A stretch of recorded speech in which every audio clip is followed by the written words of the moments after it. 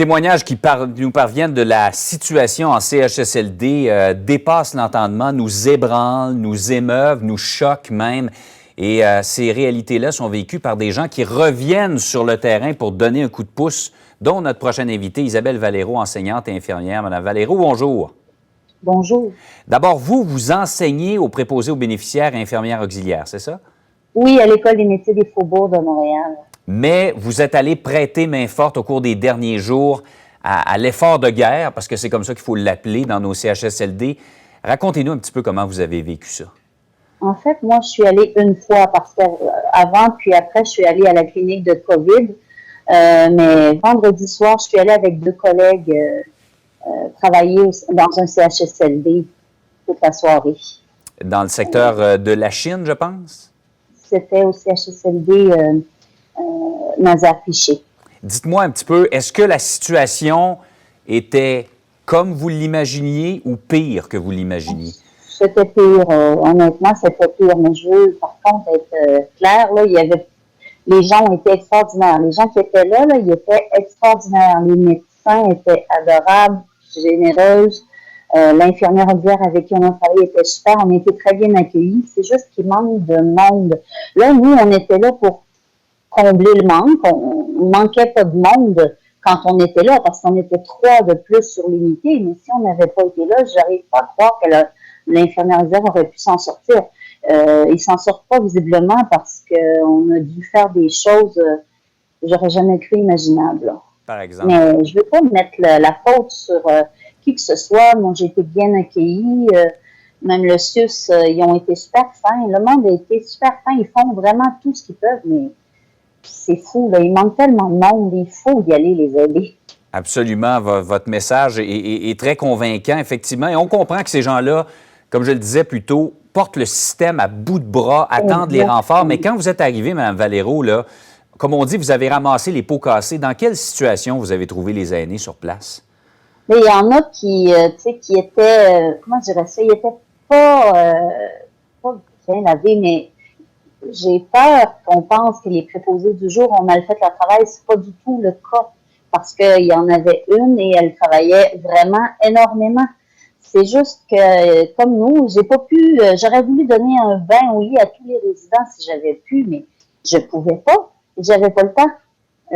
J'ai fait tout ce que j'ai pu. Avec mes collègues, on a vraiment fait tout ce qu'on a pu. On n'a pas pu régler les problèmes depuis plusieurs jours.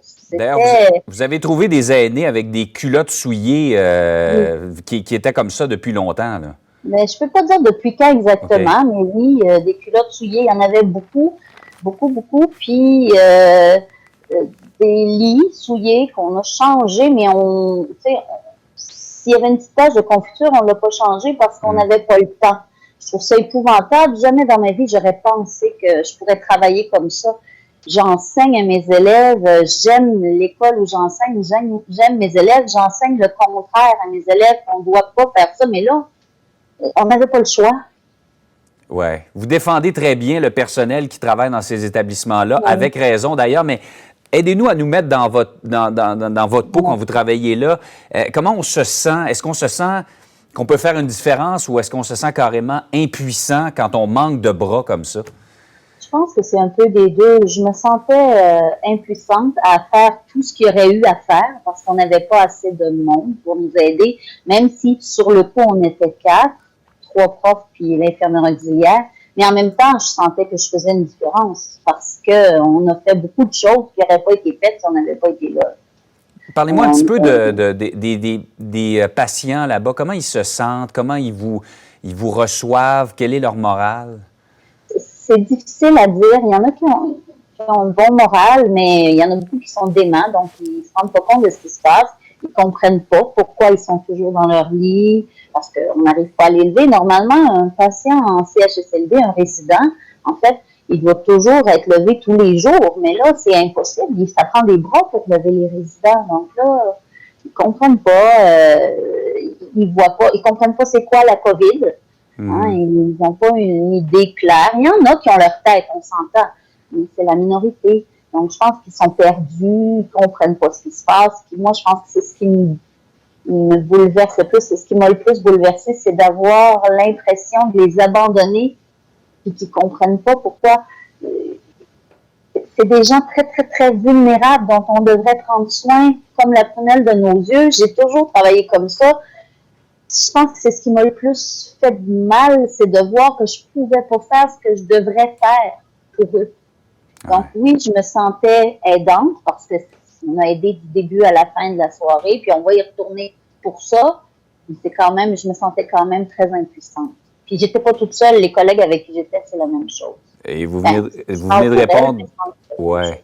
Vous venez de répondre à la dernière question que j'allais vous adresser. On vous redemande, vous y retournez demain matin? Oui, on va retourner, c'est sûr. Ils ont besoin d'aide et de soutien, vos collègues? Oui, on attend juste qu'ils nous disent d'y aller. Cette semaine, on est allé à la clinique pour détecter le COVID. Puis on y était depuis le mois de mars, là, quand l'école a fermé. Mais c'est seulement parce qu'on attend. Ils vont nous appeler pour y aller. Peut-être vendredi soir. Probablement vendredi soir, on y retourne. Mais c'est pas parce qu'on voulait pas y retourner avant, là. Oui.